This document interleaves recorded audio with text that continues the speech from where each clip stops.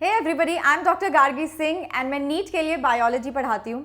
तो अपना जो नीट का सिलेबस था एनटीए ने कंफर्म करा और उस सिलेबस में हमने देखा कि कुछ ऐसे टॉपिक्स थे जो ना तो पुरानी एनसीईआरटी में थे, जो ना ही नई एनसीईआरटी में थे। उनमें से एक टॉपिक है आपका नियो डार्विनिज्म, या फिर हम इसको बोलते हैं modern synthetic theory of evolution. Yes, this is a part of your syllabus. Evolution chapter में आपका ये एक टॉपिक है जो कि नई या पुरानी एनसीईआरटी में नहीं दिया हुआ है। तो आज मैं वही डिस्कस करने वाली हूँ आपके साथ, और मैं उसके साथ आपके साथ कुछ क्वेश्चंस भी डिस्कस करूंगी जो इस टॉपिक से बन सकते हैं, सम एक्सपेक्टेड क्वेश्चंस। तो सेशन को लास्ट तक देखना है, कमेंट करके बता देना कि कैसा लगा, एंड जरूर लाइक करना अगर आपको अच्छा लगा, शेयर जरूर करना। Let's get started. देखो बच्चों, सबसे पहले तो मैं आपको सिलेबस ही दिखा देती हूँ कि जैसे कि एवोल्यूशन दिया हुआ ना, एवोल्यूशन में आप यहाँ पे देख रहे हैं ना कि modern synthetic theory of evolution दिया हुआ है, दैट इज नियो डार्विनिज्म। तो आपको क्वेश्चन या तो नियो डार्विनिज्म नाम लिख के आ सकता है या फिर आपको modern synthetic theory of evolution लिख के क्वेश्चन आ सकता है। तो पहला जो अपना कंफ्यूजन है वो यहाँ पे हो सकता है, जो कि अपन क्लियर कर लिया है। अच्छा, नाउ नियो डार्विनिज्म या फिर जिसको मैंने बोला modern synthetic theory of evolution भी बोलते हैं, ये क्या है? दिस इज बेसिकली बच्चों एक मिलाप है। किसका मिलाप है? किसका मिलाप करा दिया हमने मिलाप करा दिया मेंडल के जेनेटिक्स के जो लॉज थे उनका। सो मेंडेलियन जेनेटिक्स को हमने इंटीग्रेट कर दिया किसके साथ? नेचुरल सिलेक्शन के साथ। हमने डार्विन के सारे पॉइंट्स नहीं लिए। आपने एवोल्यूशन पढ़ा है तो यू मस्ट बी नोइंग कि दैट जो डार्विन का ऑब्जर्वेशन था that was based on many points, जैसे कि नेचुरल सिलेक्शन था, जैसे कि वेरिएशंस था, राइट, ब्रांचिंग डिसेंट वगैरह था। बट उसमें हमने सारा कुछ नहीं लिया, उसमें से हमने नेचुरल सिलेक्शन जरूर पकड़ा है यहाँ पे, एंड हमने उसको मिला दिया किसके साथ? मेंडेलियन जेनेटिक्स के साथ। तो हमें क्या मिलता है? तो हमें मिलती है modern synthetic theory of evolution या फिर नियो डार्विनिज्म मेरे बच्चों। अब before I tell you in detail कि ये किसके ऊपर बेस थी, एक चीज हमें पहले पता ये होनी चाहिए कि during Darwin's time when he was observing these things about biology या फिर evolution, he was able to tell कि there is survival of fittest, right? Natural selection होता है, survival of fittest होता है, but he was not able to tell the arrival of fittest. Survival of fittest तो बता दिया, लेकिन ये अराइवल ऑफ फिटेस्ट नहीं बता पाई। ये आए कहाँ से? जो नई चीज़ें बन रही है वो कैसे बन रही है? He was not able to tell us कि इनहेरिटेंस क्या होता है, कैसे होता है, वो नहीं बता पाए। वो बात किसने बताई थी? वो बात बताई थी मेंडल ने। हमने उनके लॉज पढ़े हुए हैं, लॉज ऑफ इनहेरिटेंस पढ़े हुए हैं। Let me tell you one thing, during that time ना there was a group of scientist जो कि डार्विन की जो पॉस्टुलेट थे, जो ऑब्जर्वेशन थे, उसको ज़्यादा मानते थे, एंड वेरी फ्यू, बहुत कम ऐसे थे जो मेंडल के जो ऑब्जर्वेशन आए उनको मानते थे। Because Darwin was the most popular, most influential, आप बोल सकते हैं कि उस टाइम के सबसे ज़्यादा पॉपुलर, सबसे ज़्यादा फेमस वर्कर थे। जब कोई ऐसी चीज़ होती है ना, तो पता है क्या होता है कि जिसने बहुत अच्छा काम भी करा हो और उनके सपोर्टर्स अगर ज़्यादा हो तो उनका काम रिकग्नाइज नहीं हो पाता है उतना। But yes, there were few people जिन्हें पता चला कि अच्छा नहीं, एवोल्यूशन में इनहेरिटेंस का भी काम है, इनहेरिटेंस का भी रोल है, जीन्स हैं, कैरेक्टर्स हैं जो एक जनरेशन से दूसरी जनरेशन तक जाते हैं और उसके बिना हम एवोल्यूशन नहीं पढ़ सकते, राइट? तो दिस इज वाई मैंने आपको ये रेफरेंस दिया है डार्विनियंस और मेंडेलियंस के बीच में। ये बहुत कम थे, ये ज़्यादा थे, लेकिन बच्चे इवेंचुअली हमें पता चला, अब जो अच्छी चीज़ है वो बहुत ज़्यादा देर तक छुपती नहीं है, तो हमें पता चला कि नहीं, it is very very important to integrate the good things from Darwin's observation and everything from Mendel's observation, क्योंकि इनका जो काम था वो बेसिस बना बच्चे जेनेटिक्स का। चलो, तो ये जो थियोरी थी, ये रिजल्ट किसके काम का था? बहुत सारे लोग, बहुत सारे साइंटिस्ट ने काम करा, उन्होंने बोला कि नहीं भाई, दोनों को मिला सकते हैं हम चीज़ों को। It was a work of number of scientist, जैसे कि बच्चे Dobzhansky, Fisher, Haldane, Mayr, Huxley, Stebbins etcetera. Okay, अब इस थियोरी के अकॉर्डिंग क्या चीज़ें थी जो एवोल्यूशन करवा रही थी? क्या चीज़ें थी?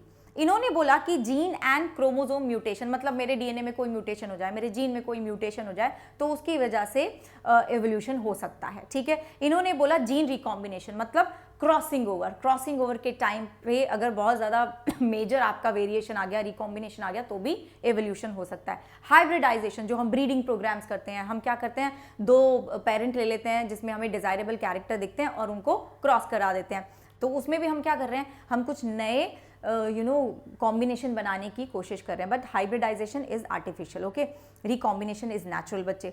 Gene migration and gene flow ये मैं बताऊंगी, जेनेटिक ड्रिफ्ट में बताने वाली हूँ। पहले आप नेचुरल सिलेक्शन की बात कर लो, this was given by Darwin, और इन्होंने क्या बोला था, इन्होंने बोला था कि नेचर उन कैरेक्टर्स को एक्सेप्ट कर लेता है, एक्यूमुलेट कर लेता है जो एक ऑर्गेनिज्म को सर्वाइव करने में हेल्प कर रहे हैं, और उनका सर्वाइवल से मतलब, उनका फिट रहने से मतलब था कि रिप्रोड्यूस आप ज्यादा कर पा रहे हो तो आप फिट हो, ठीक है। कोई ऐसा कैरेक्टर आपके पास आ गया जो आपको आपकी जो रिप्रोड्यूस करने की पावर है उसको बढ़ा दिया, तो मतलब आप फिटेस्ट हैं, आपका सर्वाइवल हो जाएगा।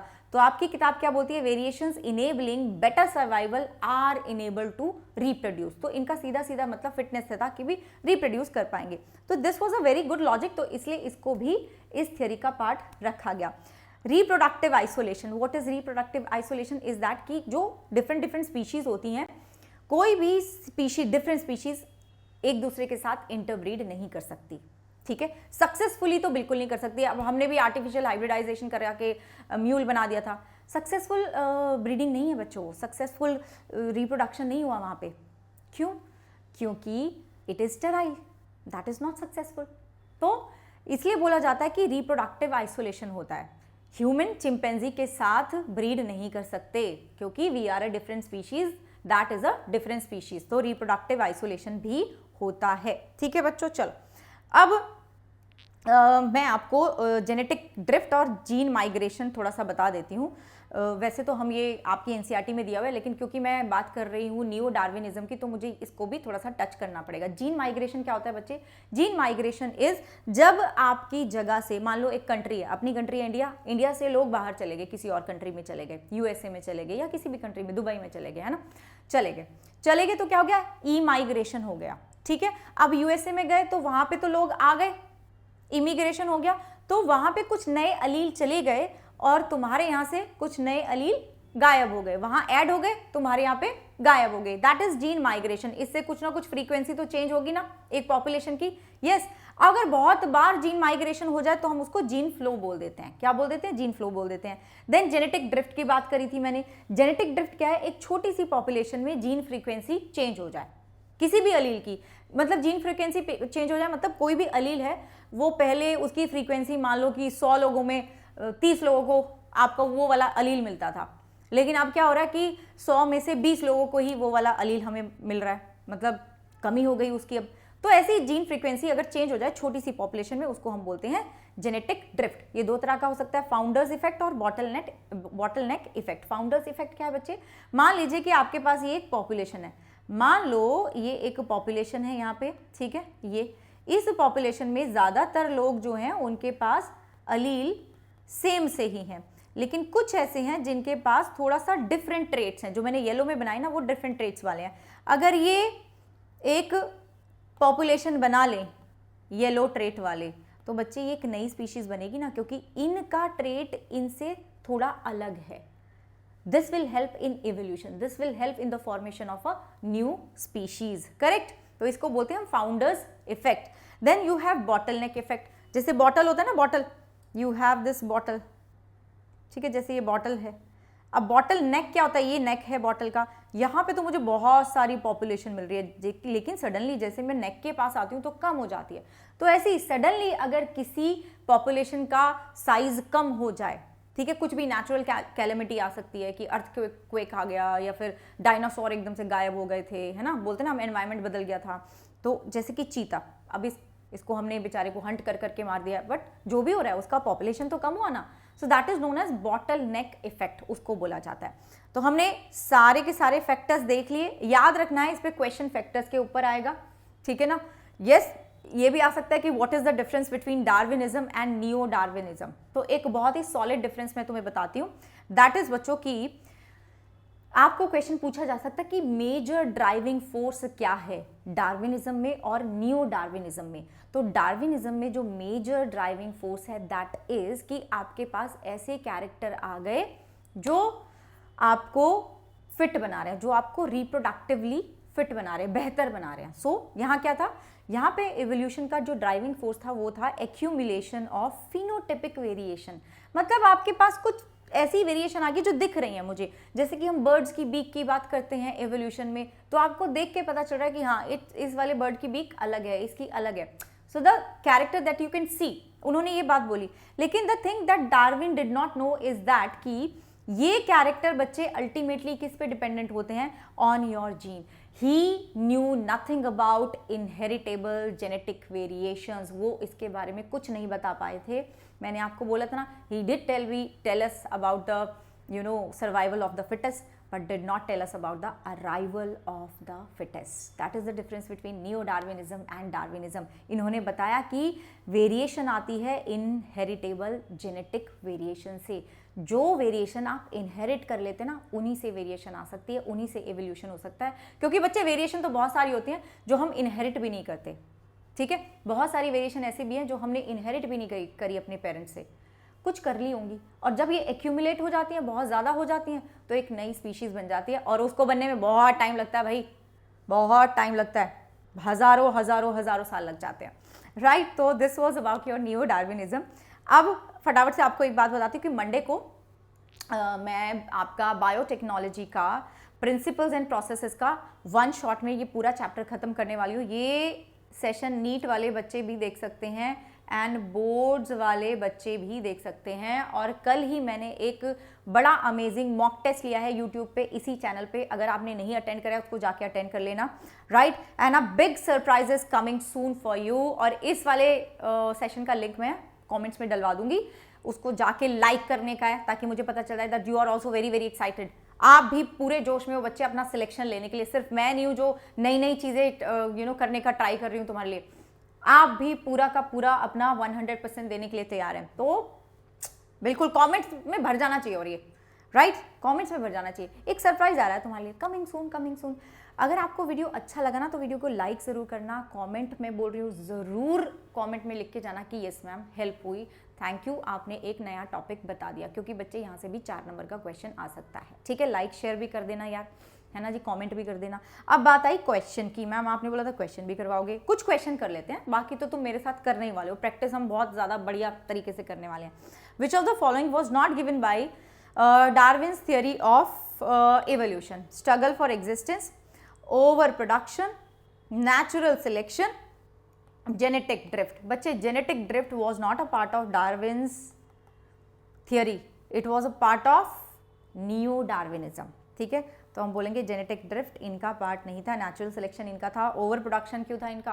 क्योंकि इन्होंने बात करी थी कि जी अगर तुम अच्छा कंडीशन दे देते हो किसी भी ऑर्गेनिज्म को तो उसका प्रोडक्शन बहुत ज़्यादा हो जाता है। स्ट्रगल फॉर एक्जिस्टेंस, वही कि अगर रिसोर्सेज कम हो गए तो फिर स्ट्रगल करनी पड़ेगी, तो ये तो उन्होंने बताया था, लेकिन जेनेटिक ड्रिफ्ट उन्होंने नहीं बताया था। अच्छा, अकॉर्डिंग टू नियो डार्विनिज्म या न्यू डार्विनियन थियरी, चलो, which of the following is responsible for the origin of new species?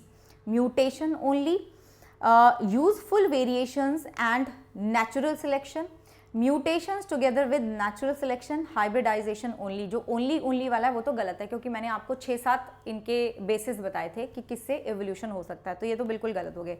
अब हमें कंफ्यूजन हो सकता है सेकंड और थर्ड में कि भाई यूजफुल वेरिएशन, ज़्यादातर बच्चे इसी को टिक करने वाले हैं, यूजफुल वेरिएशंस। बच्चे अगर यहाँ पे लिखा होता inheritable variation then this would have been the correct answer, but ये नहीं लिखा, यूजफुल वेरिएशन लिखा है। आपको क्या पता जो यूजफुल वेरिएशन है ज़रूरी नहीं है वो इनहेरिट होगी, कभी कभी जो खराब भी होती है वो भी इनहेरिट हो जाती है।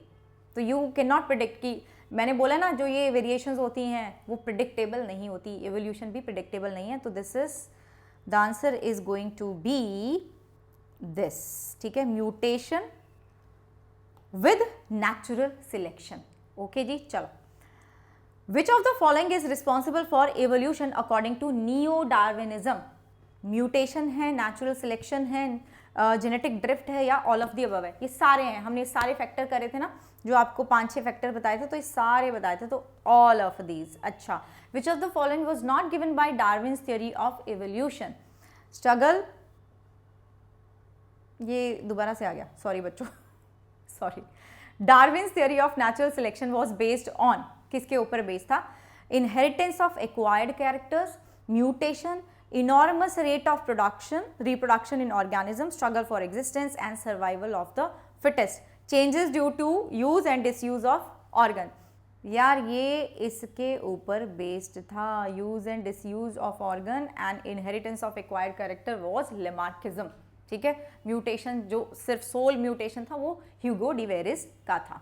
ठीक है जी, चलो तो डू लेट मी नो। मैंने कुछ आपको 4-5 क्वेश्चन भी करवा दिए सो दैट आपको एक आइडिया मिले कि हाँ इस तरह के क्वेश्चंस आएंगे। डू लेट मी नो बच्चों कि आपको ये सेशन कैसा लगा, और मुझे बता देना अगर आप चाहते हो कि ऐसी छोटी छोटी वीडियोस और उसके साथ क्वेश्चन मैं आपको बना के दे दूं ऑफ दीज टॉपिक्स जो कि एनसीईआरटी से बाहर हैं, ताकि उसके क्वेश्चन भी हो जाए और उसका एक रिवीजन भी हो जाए। ठीक है, चलो मुझे ज़रूर बताना कमेंट में, और यार लाइक कर दिया करो, मोटिवेशन मिलता है उससे मुझे भी। ठीक है, बाय बाय, टेक केयर बच्चों, जय हिंद।